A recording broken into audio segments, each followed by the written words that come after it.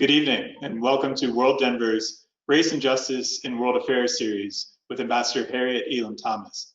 My name is John Krieger. I'm the Executive Director of WorldDenver. We're an organization that facilitates international exchange and global engagement through exchange programs that bring about 600 international visitors to Denver every year. We also facilitate conversations about the issues that matter the most to the world. And as the events in Kenosha, Wisconsin have reminded us all, there's perhaps no more important conversation to be having right now in this moment than our continued pursuit of racial justice and equity in all institutions and all parts of American life. And so we are so honored this evening to be joined by Ambassador Harriet Elam-Thomas, who is the author of Diversifying Diplomacy, as well as one of our nation's most honored and decorated diplomats. We're also honored to be joined this evening by Tina Walls, who is a noted community leader, activist, and philanthropist, someone who has done immense work here in Colorado to help bring more equity, more justice to our institutions in Denver. So before I hand things over to Tina and to Ambassador Harriet Elam-Thomas, I will remind folks that this is a conversation and we will reserve some time at the end of the event for questions. You can ask those questions by clicking on the question mark on your control panel, and in the last 10 minutes or so, we'll come back for some of those questions. Once again, I'm so honored to be joined by Tina Walls and Ambassador Harriet Elam-Thomas. I will now hand things over to you, and we're so excited for this conversation. Thank you. Thanks, John, very much, and good evening, everyone. Ambassador Harriet Elam-Thomas, born in Roxbury, Massachusetts, to a loving and dynamic family. She received a Bachelor of Science in International Business from Simmons College and an MS in Public Diplomacy from the Fletcher School of Law and Diplomacy at Tufts University, and she has been awarded 4 honorary doctorates. Her foreign service career spans 42 years, beginning with an overseas assignment in Paris. She rose through the ranks and became the U.S. ambassador to Senegal, retiring in 2005 as a senior foreign service officer with the rank of career minister. She continues to support the high ideals of the foreign service practice through her position as director of the University of Central Florida's diplomacy program, counseling students on the critical work of the many careers in international affairs, sharing her story through her book, Diversifying Diplomacy, My Journey from Roxbury to Dakar, and conversations like the one this evening. I was thrilled to meet Harriet in Brussels, Belgium in the mid-1990s. At the time, she was the consular for public affairs at the American Embassy in Belgium. Recently posted to my company's representation office to the EU, I was in need of connecting with someone who looked like me and had experiences in common. Along came an American diplomat named Harriet. Thank you, Madam Ambassador, for inviting me to this conversation and for being a mentor and friend during my international assignment and the many years that have followed. So where do we begin on the topic, Hidden Figures, Women in Diplomacy? And on such an auspicious day, let's get to know you, one of those early hidden figures in diplomacy, who also happens to be an American of African descent. Tell us about those years that helped to mold you and prepare you for your early years in foreign service. Well, thank you, Tina. And I would echo your comments about this being truly an auspicious day, the 100th anniversary of the 19th Amendment. And I was delighted to see that the League of Women Voters credited an African-American woman as one that they wanted to highlight in their letter to the nation this year. But my parents were part of that great migration from the South to the North from the 1916s through the 1970s. And I would use the following words to describe them. They had determination, dedication, diligence, and an incredible devotion to family. My older siblings were World War II veterans. My sister, the soul of the Elam family, was an incredible poet, all of whom are now deceased, but they've left a legacy with their little sister, Harriet. The family's progeny include a Chief Justice who became a Superior Court judge in Massachusetts. And then there are 5 lawyers, writers, university professors, artists, a former vice president at Stanford and now president of Occidental College, teachers of special education throughout the United States, civic activists, international and domestic lawyers. And one of them ended up being a US ambassador. So their flee from the south to the north proved well worth their travels. And this family is not unique. There are many families very much like mine that went through the really serious rigors of the Great Migration. Why? To make a better life for their children after the war and to improve the economic opportunities.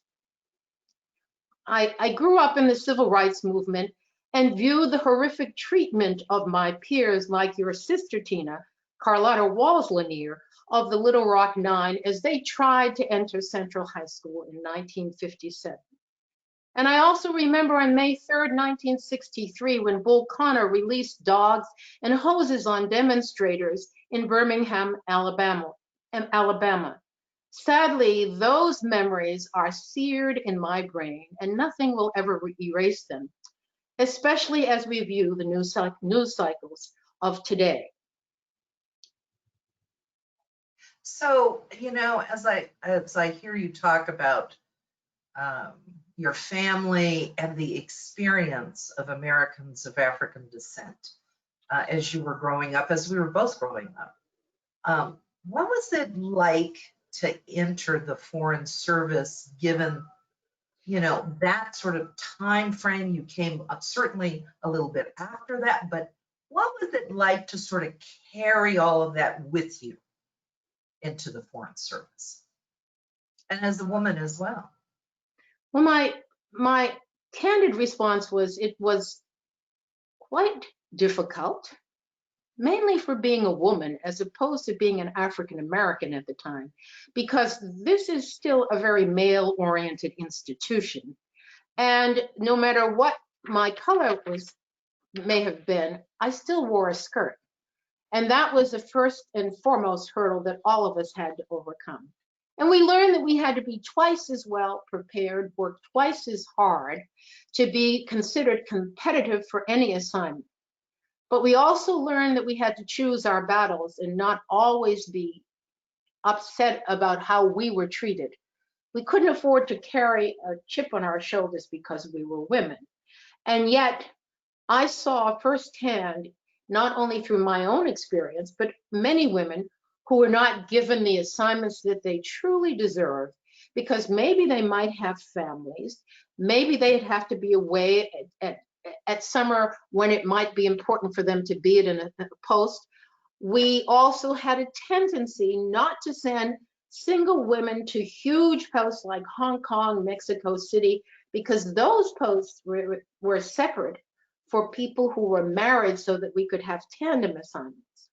How well I remember a woman coming to me saying, I'm willing to learn Mandarin, but the personnel system is not going to send me to China because those big posts are saved for married couples. The other was that it wasn't until 1971 that women really had a chance to move up in the Foreign Service. The Allison Parma lawsuit, then very controversial, now it's something that we're all very thankful for, allowed women to have senior assignments as deputy chiefs of mission and eventually ambassadors in the Foreign Service. So I just want to dig in just a little bit because I think it's something that we've talked about before, that I feel I experienced as well. You know, what was there a difference between the Harriet Elam in the US experience versus the Harriet Elam on assignment overseas experience, both personally and professionally? Without question, there were two personalities. I've often said to my students, the one thing I want you to be is authentic. But there is a time when you have to be a wee bit of a performer. And if you're in the diplomatic service, every time you walk out of the front door of your residence, you are the American embassy. You don't have to be the ambassador, but you represent the American culture. You represent our values. You are not going to become intoxicated. You're not going to do things that are questionable, especially if you're a woman, while you're abroad. So therefore, you have to carry yourself with a certain amount of really credibility and sensitivity, and you never can let your guard down. Trust me. You do that 365 days a year, 24 hours a day. It can be fatiguing, but you learn to master it. And when you come home, you can let your hair down only so much, because you never know when you might get a call that an American is in distress and you have to run off to the hospital or to the jail to see them.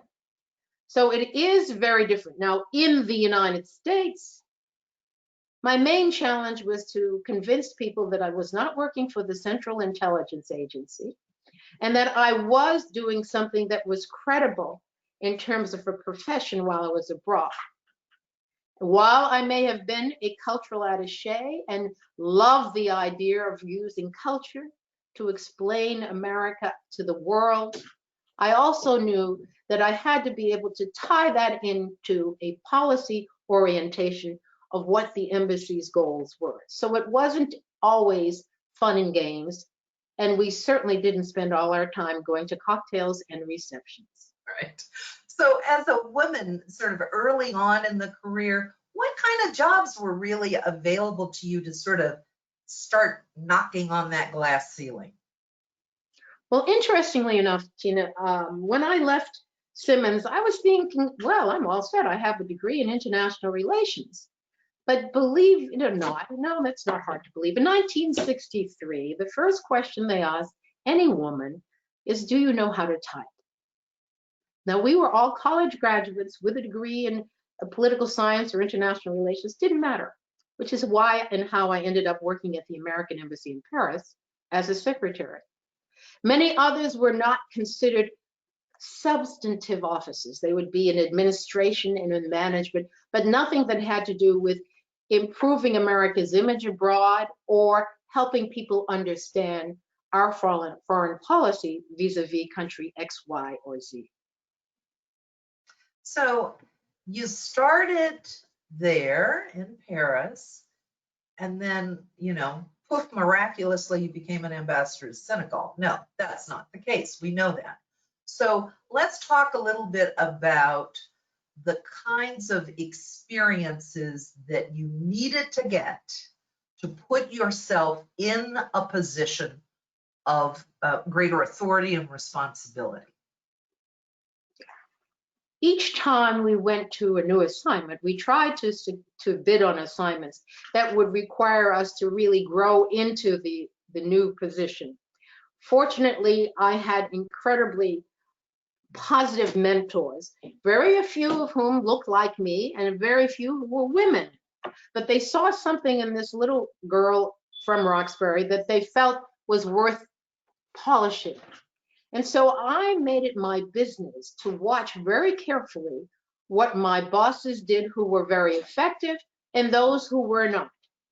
I also knew at the outset that learning languages was very important, in fact, critical to being an effective communicator abroad.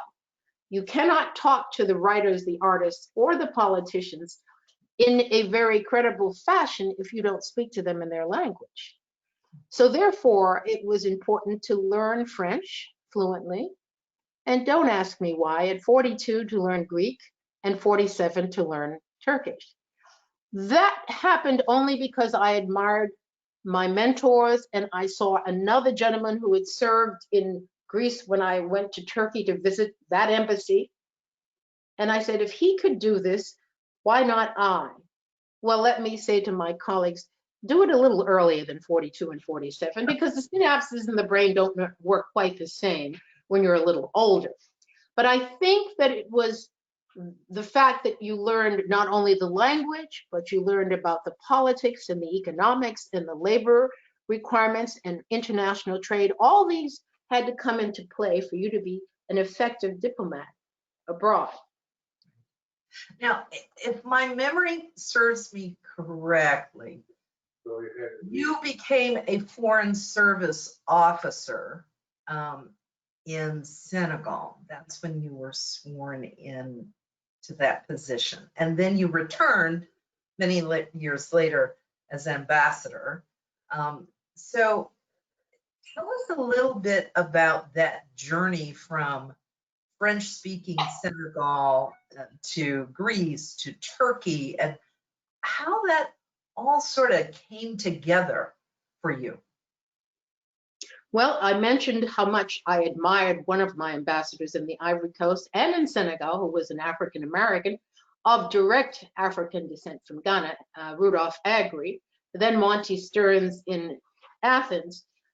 Both of them were willing to advise me to push myself just a bit more. So I made the application to graduate school when I was 38 years young. And I was in a classroom at the Fletcher School with all 21-year-olds. But I also knew that I couldn't let them down, and I had enough sense of self that I was going to, quote, ace this no matter what. Well, it was not easy, and I wouldn't do it again. Yes, I would. But I also realized that it was important for me to present someone of the United States who looked a little different from the ordinary diplomat, and to remove some of the perceptions and misperceptions people had about America. Very few diplomats looked like me, very few were Latino, very few were Native American, very few were of Asian descent. I'm talking about the early 70s and up through the mid 90s.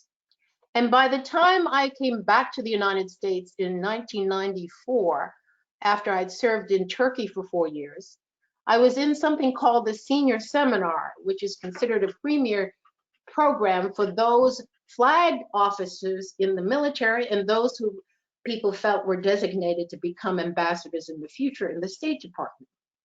That experience allowed me the insight on how the State Department really worked, because until then, I had been part of the United States Information Agency.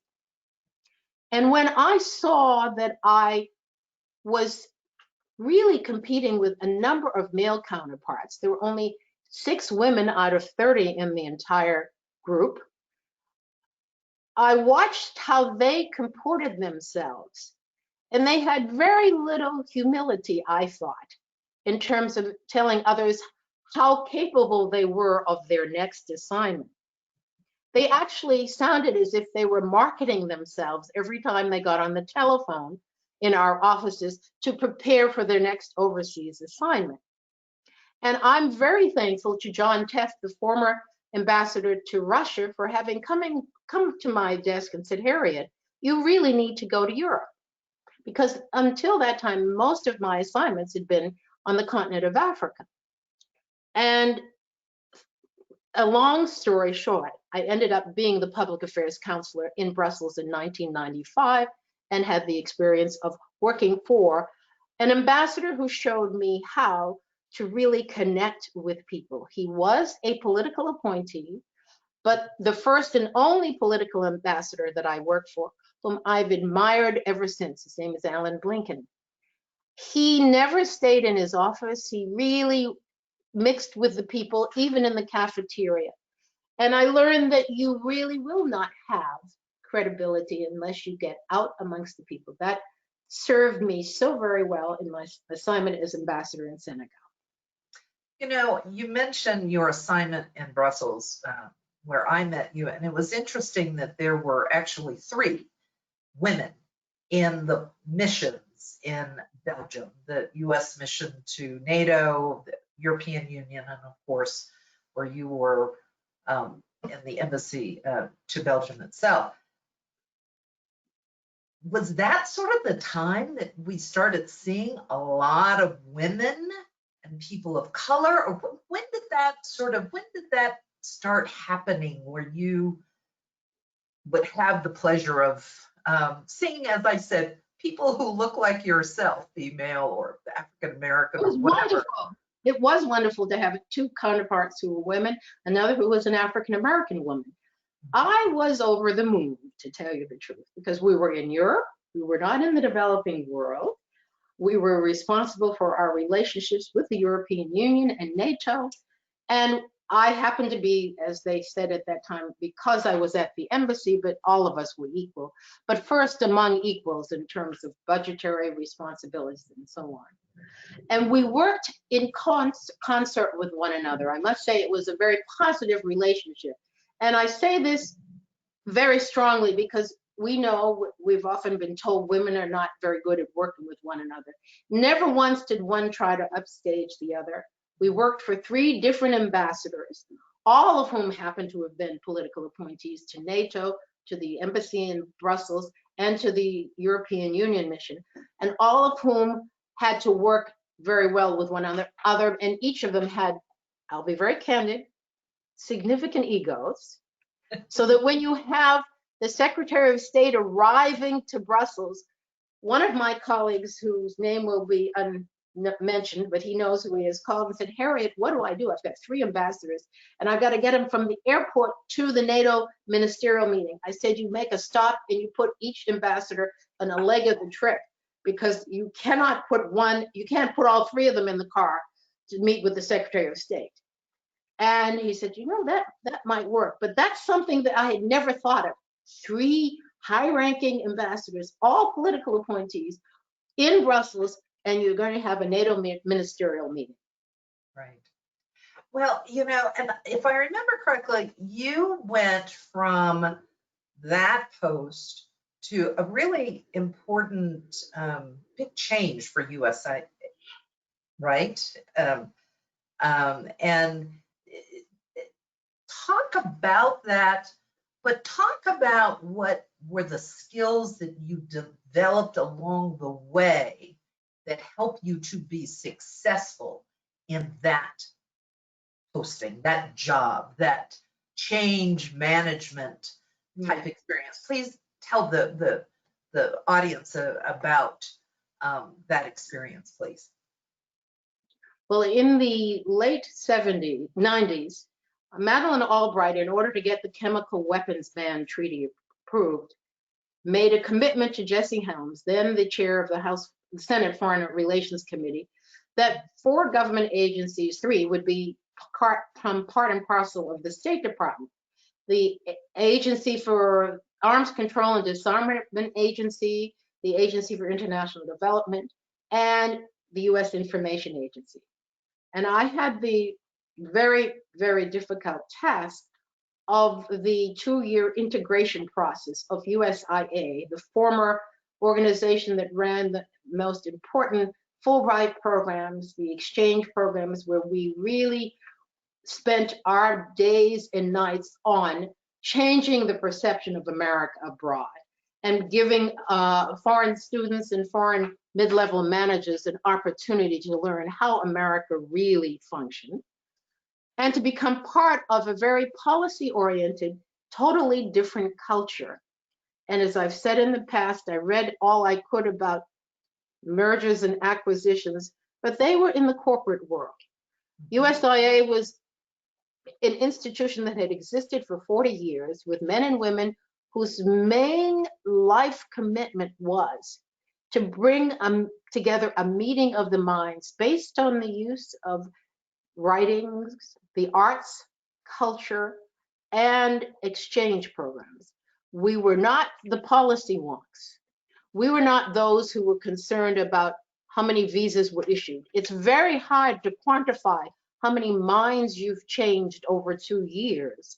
It's not like going to the hill and saying, we process X number of visas. You can't do that when we're talking about behavioral changes. So it was very hard for us to make a reasoned case for this amalgamation from an independent agency that was, quote, the soft power as opposed to the hard power that people talk about, military might. And yet it is the soft power that generals always would say to me when they came to my office, that they wanted very much to succeed. That way they saved the lives of young men and women. And they said, we really want you to succeed in diplomacy as opposed to our having to come in and clean up the work.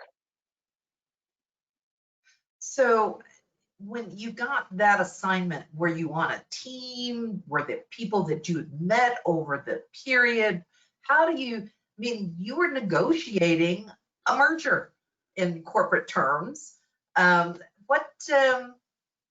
Any other sort of ahas from the perspective of your experience, or being a female, or being an African American? I relied on instinct, but I also relied on those who were knowledgeable in their fields to be my advisors. Each of the area directors had studied and spent years to know that geographic region inside and out. So it would behoove it to me to rely on their knowledge on how we worked on the integration of the geographic areas into the State Department geographic areas, into the functional bureaus, and also how we somehow combined both budgets and how to ensure that our staff would be promoted up until the very end of the existence of that agency. I will be very candid and say that was one of the most challenging things I did. I was told that, oh no, we can't promote all of these people. I said, this is the last time we may have that opportunity. Because once our institution becomes part of yours, our offices will be in competition with a whole new category of people who do not have the same skills. And that was a battle that I was not going to let go without a fight. And I'm very happy to say I succeeded in winning that battle. But the other was, how do you, if you don't have someone on your staff who's your closest advisors, who knew how to, here we were winning friends and influencing people abroad. You had to do that right in the United States. And those two cultures at times were far more difficult to bring together than, I won't say the Arabs and Israelis, but many other disputing parties, whether it's the Greeks and Turks or whether it is any other group that was unhappy with their side of an issue as opposed to the other. I can honestly say, if it were not for all of these gentlemen and some women who were by my side for that entire 2-year period, we would not have done as well as we did. It was painful. Many people were totally disillusioned because they were losing their identity, an identity that had existed for 40 years. It was not an easy task. And I'm not sure that we've really succeeded as yet. It is now part of the public diplomacy career track of the State Department, and well respected, because we know if you can't meet people in a negotiating table, you might be able to meet them at a concert or at an art exhibit, and you might have a conversation that will lead to their political views, and you may be able to deliver a message during that conversation, which you couldn't do otherwise. Soft powers can be very strong medicine. Absolutely.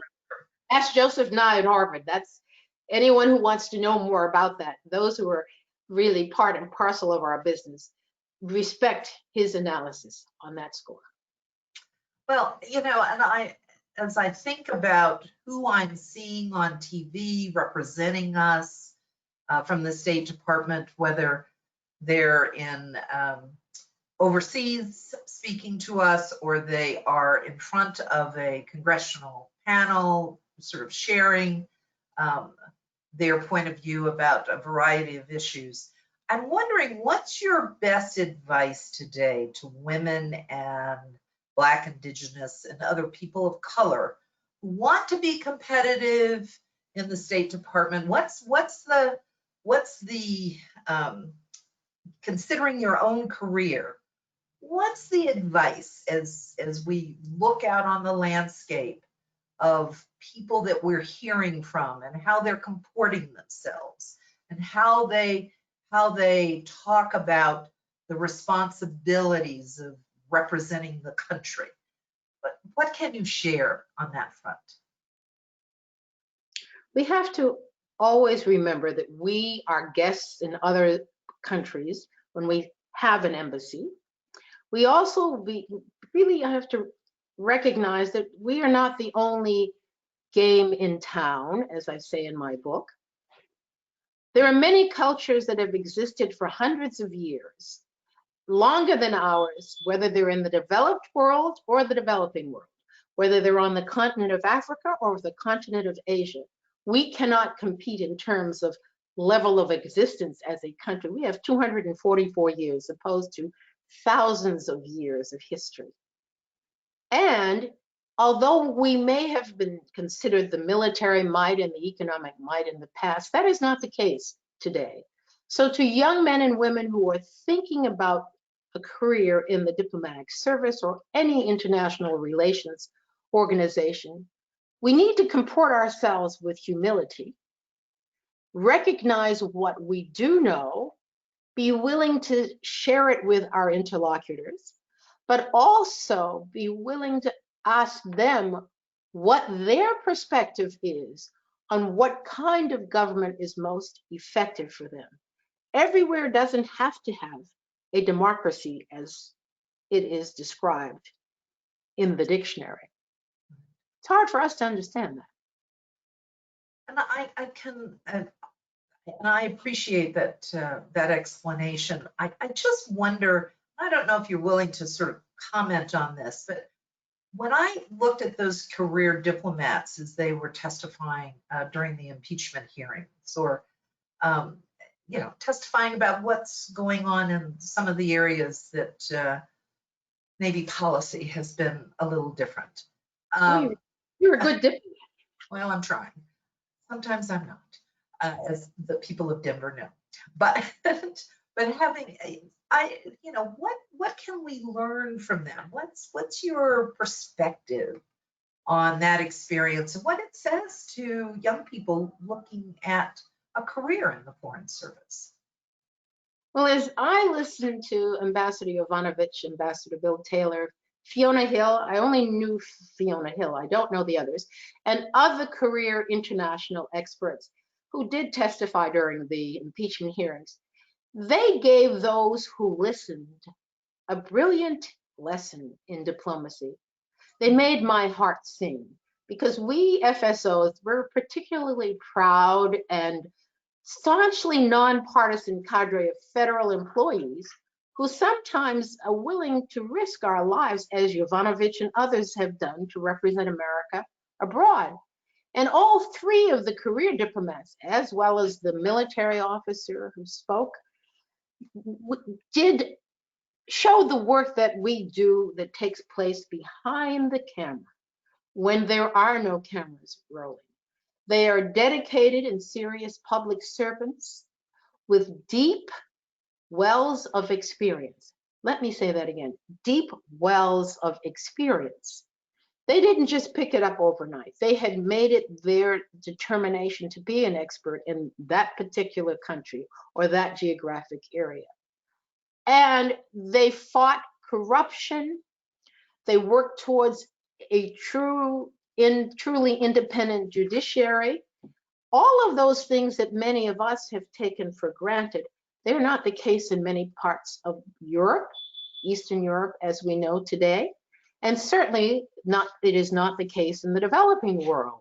So that I really felt vindicated when I listened to them every day and saw that maybe America would know what diplomats really do. That's great. We've talked about your advice for women and Black, Indigenous, and other people of color. What's your advice for those who aren't that may be in positions of power, and your advice to how to guide and mentor and promote people who may not look like them, but based on your experience and what you've been telling us this evening, a lot of those guys helped you out too. So helped you on your way. So what did you see and what did you experience that you'd like to see and have others experience who might look like you? Well, they were not, what's the word, predisposed to what I could do or what I should do. To think that an ambassador thought I should learn Greek without even questioning it, I just am overwhelmed that that kind of confidence was given to me. The same for when I was going to learn Turkish. Now, I will be very honest with you. When you look at me in a patronizing fashion, I'm going to let you know that I'm going to do my level best to just destroy any kind of preconceived notion you may have had about Harriet Elam-Thomas. So that's the first step. And I would like young men and women to realize that they should be able to have that kind of self-confidence. Today, even more so than when I was growing up, when there were all kinds of things that women should not do. Never mind what color we were, how we should dress, how we tried to mimic the color schemes and the very serious and somber attire in the Department of State, which still exists. I also must say that you had to really earn the respect of your counterparts, both male and female. Do not feel that you have to prove yourself and be overly effusive or overly demanding when you're in a meeting with your male counterparts. Now, I'm not talking about the corporate world. So your salary is already fixed and you're not competing for who's going to get the most commissions and that sort of thing. But you also need to know that in order to get some of the things you want, you're going to have to ratchet back all that you know a bit and let others feel that they have proposed an idea that you may have proposed, but they're going to use a different language. You've seen that in the corporate world. To say the very same thing that you said 5 minutes earlier or the day before, but they happen to wear a suit with slacks. Thank God Hillary Clinton allowed us to wear pantsuits in the State Department. But I do think that you cannot fake it. If you are not prepared, then don't get into the business. I would not walk into any embassy reception or representation event, whether I was hosting it or if I were the guest, if I didn't get a brief on some of the key people who were going to attend, what was significant that had happened in their lives, their personal lives, what significant issue the United States government had with them. The reason why Yovanovitch was hosting a reception the night she was called to go back to Washington was to give honor to the woman who had been killed and give the honor posthumously to her father. And the next day she's asked to leave her post. That reception was significant for policy reasons and also for building a bridge with that country.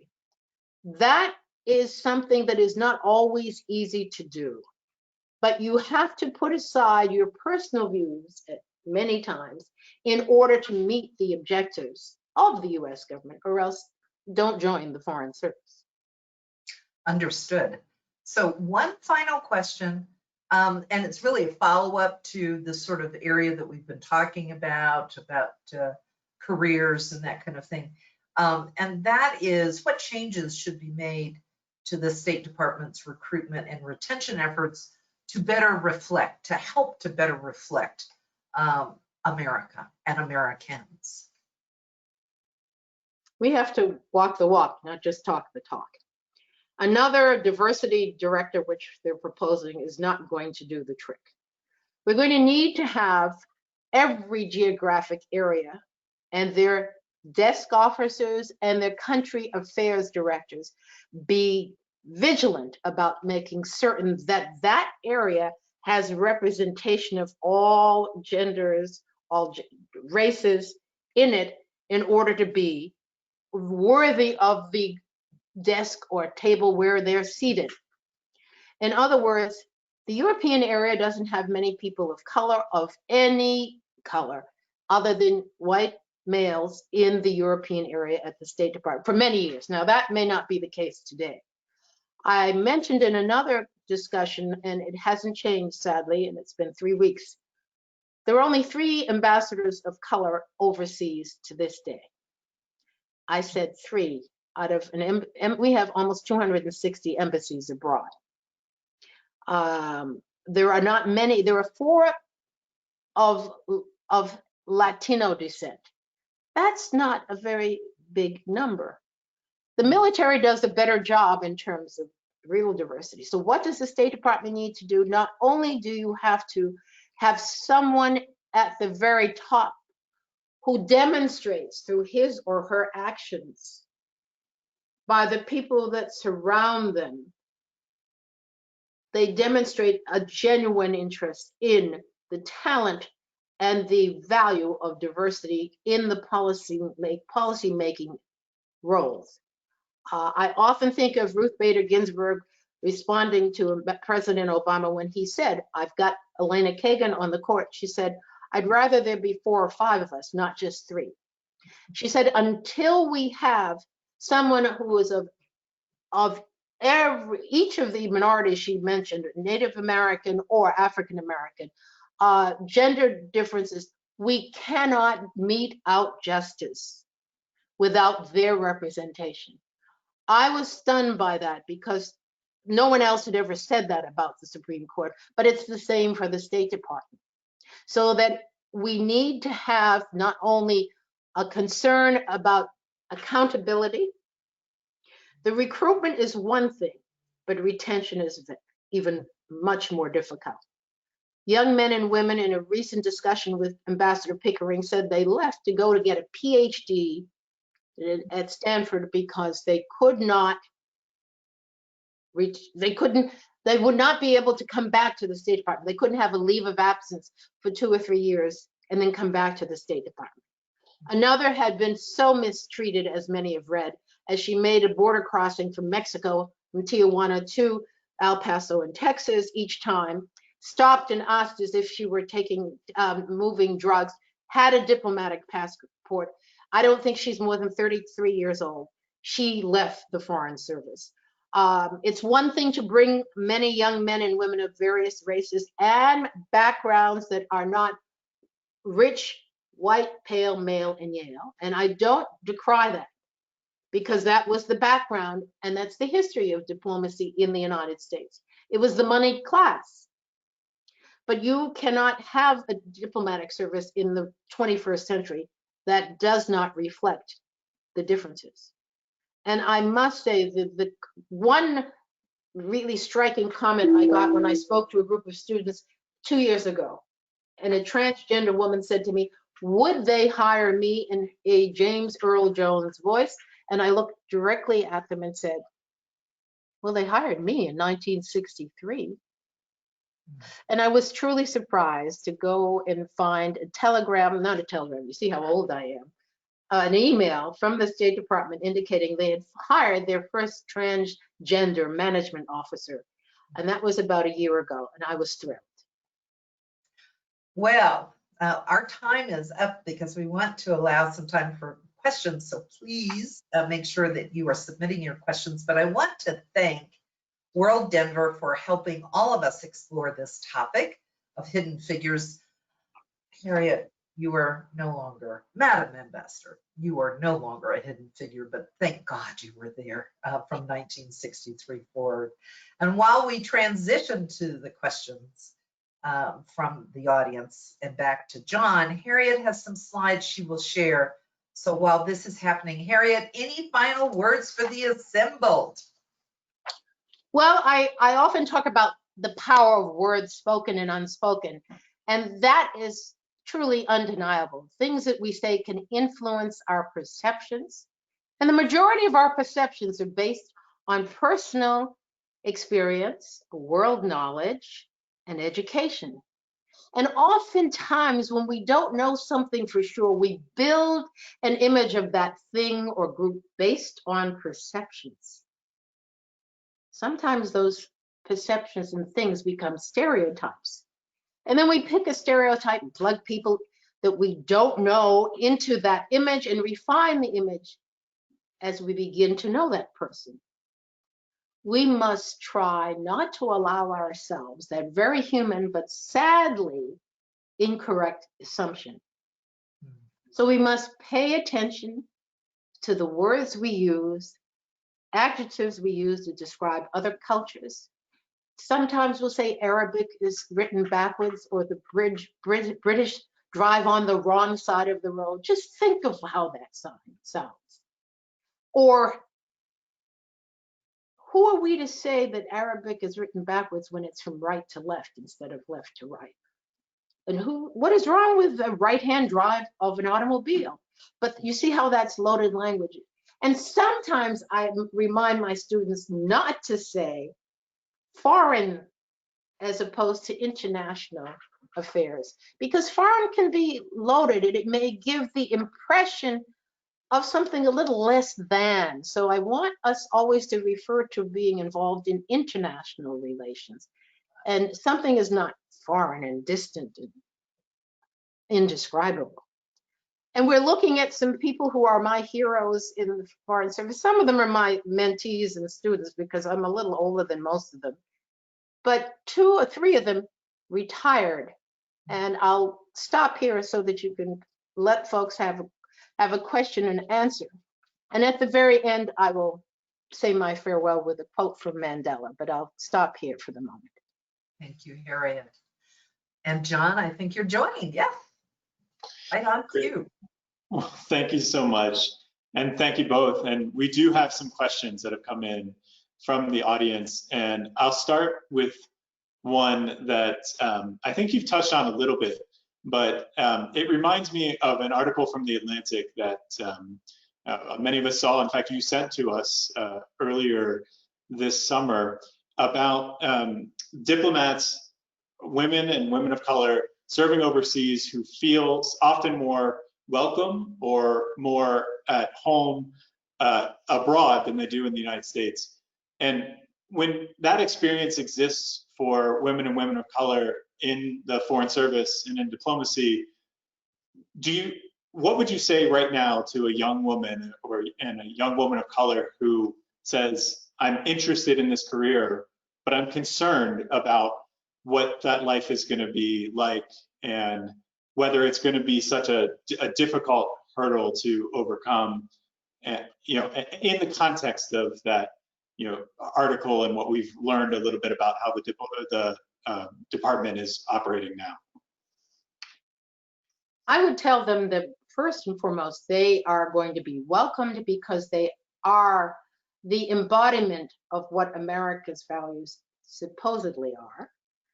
And what better way than to defy the stereotypical images that still exist abroad because of the films and the media that people constantly see those who are females still as, well, not as much anymore, thank goodness, but you know, the 90210, the blonde-haired, blue-eyed, very attractive woman with very little between the ears. I would say to each and every one of the women of color and women in general, that they have an ability to connect, almost an innate ability to connect and to be consensus builders. No offense to my male counterparts, but because we've had to do that all our lives. I remember as a child, you ask your mother for something and she'll say, go ask your father. Or your parents, you always knew that there was one way to get certain things done because your mother was going to be able to influence the decision of the father in some very subtle way that he may not have known. Now that's making a generalization, but and because all cultures are not like that. But I found that to be true in Greece and in Turkey. I would say to the young women, as I said earlier, if you are prepared for what you plan to do and you feel confident in your preparation, you will be an effective representative of America no matter where you are. They will see you first as an American, and then second as a person of color. I don't care whether it's Latino, Asian American, African American. They see you as the American embassy. Thank you. And this is a fascinating question. So we've seen a deterioration of civics education in middle school, high school. Have you seen an impact to that, and what is the solution? I have seen an impact of that throughout my now 17 years at the University of Central Florida. I'm amazed at how little history our students know, or how laws are made, or how the Electoral College functions, and why it is something that we need to take a look at. How one goes about making a constitutional amendment, what it means to have petitions so that you can run for office. They have not been taught this. I don't care how much that is available on the internet, unless you've got a teacher. Sadly, you're not going to have a teacher face to face these days. But unless the United States recognizes that we must know our history, or else we will not be successful. That is one of the issues that we're dealing with now. Imagine trying to tell someone abroad how they should comport themselves in terms of the use of force and values that we claim to promote, and yet we're not manifesting them in today's world. Thank you. And you've mentioned issues around gender practices and impact on mobility at the U.S. Foreign Service. That's also been an important issue in many developing countries. Can you talk a little bit about how we can model for other countries issues around gender, mobility, and race? It is very difficult. Now, I'm going to be very candid because I'm no longer a sitting ambassador in Senegal. But my husband and I were there in 2016, and the then ambassador with whom we stayed said that I'm very saddened. It was the year that the Pulse tragedy took place in Orlando, and 49 people killed, mainly were gay or lesbians at this nightclub. And he said, I was with the president of Senegal yesterday, and I felt, this was the 13th of June, so this is the 12th of June that took place. I felt the president might have whispered in my ear, at least, condolences. He never said one thing. Many countries still are not able to deal with gender parity or any different gender orientation other than gay, a straight person. And we cannot change that culture, but we can influence perhaps that change by the officers that we assign to posts abroad. And we had 2 gay men at the post in Senegal at that time, but they had a very difficult challenge. They truly did while they were there. And one refused to go to one of the teachers, who was Senegalese, just refused to attend one of these, quote, sensitivity sessions. And we're not supposed to be changing cultures. So that's a very delicate issue. And I don't know how we're going to be able to influence that if we don't do a better job of that in the United States. We're improving, truly. Great. And I have one last question, and it's one that I'd love to have you answer for an hour, but unfortunately you can answer in 2 minutes. What do you see or hope to be your lasting legacy, your contributions to diplomacy in the State Department?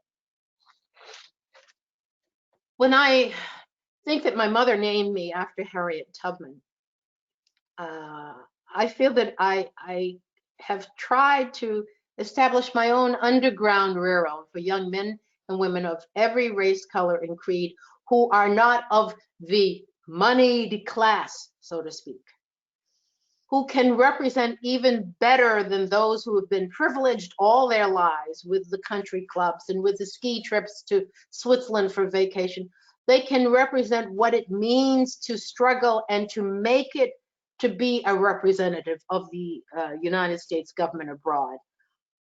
If I can succeed as I feel I have up to this point, then I feel that my mother will have been wise, as I kind of guessed she was, in naming me after Harriet Tubman.